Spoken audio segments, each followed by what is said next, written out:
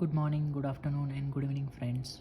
Today we have a circuit here, and we have to find transfer function of this electrical circuit. So we have studied few electrical circuits and we have found transfer function of those in previous lectures, but this is little different. So let's see what it is and how to solve.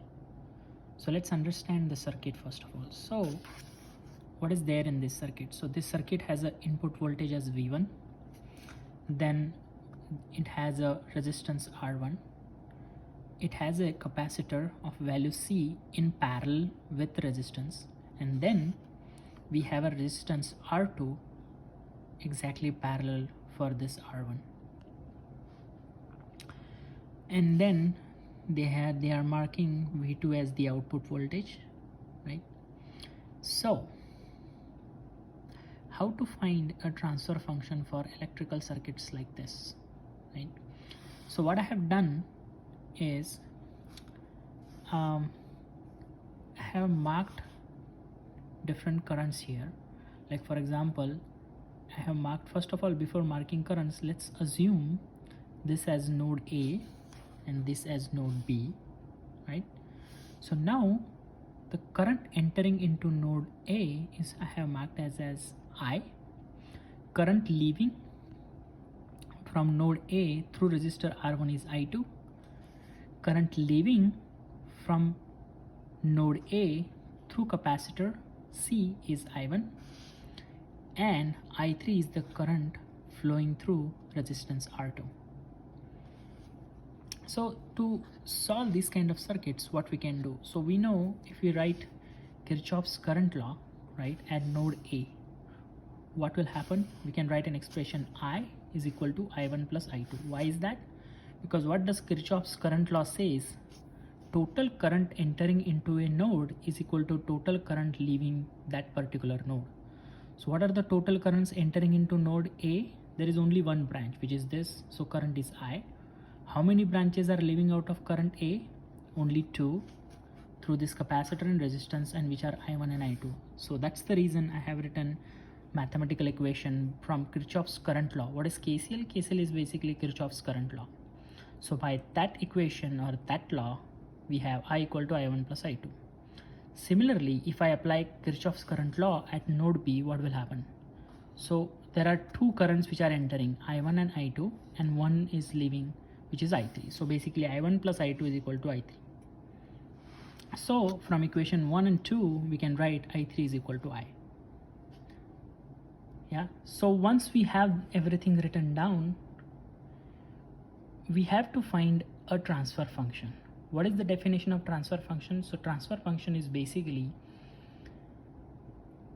we have to have a circuit in Laplace domain or S domain. So basically output V of S divided by, so basically in this case V2 of S divided by V1 of S is equal to what? That is what we have to find out. That is our question here. So how we do that is very simple, because we want expression in S domain, not in T domain. So for that we have to convert this circuit from T domain to Laplace domain or S domain. That's what I'm doing here. So how to do that? So for converting this circuit from T domain to Laplace domain, we will need few things, like from R in Laplace domain will remain R. Capacitance in Laplace domain will become 1 upon SC. V1 of t in Laplace domain will become V1 of S, and V2 of t in Laplace domain will become V2 of S, right? So replacing all this value in this circuit and converting it into Laplace domain, what it will become? It will look like something like this: V1 of S, V2 of S, R1, R2 will not change, 1 upon CS, C will change by 1 upon CS. Now in this circuit we can see R1 and 1 upon CS, these are in parallel. So their equivalent impedance can be calculated as R1 into 1 upon CS divided by R1 plus 1 upon CS. So doing the mathematics and finding the LCM, we can write R1 upon SC multiply R1 into SC plus 1 divided by SC. SC gets cancelled to each other, so we will get an expression R1 upon 1 plus SR1C. So this is the equivalent resistance of these two, right? So if I replace this by an impedance here, I have redrawn the circuit and I have written this value R1 plus 1 plus R1 upon 1 plus SR1C here, and we already have this R2 already there in the circuit. Now we know this voltage division rule we have used number of times. So how to find out V2Fs? V2Fs equal to R2 divided by R2 plus R1 upon 1 plus R1C into V1 of S.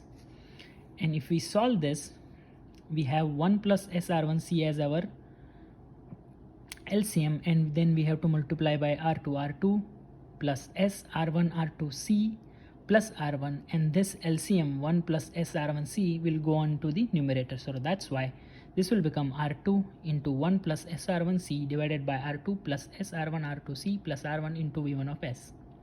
So if we take V1 of S on the left hand side, which will be needed so as to find out the transfer function. So our transfer function will be R2 plus R2 R1 SC. I just rearrange the terms. I have taken S in front. So S R1 R2C divided by R1 plus R2 plus S R1 R2C.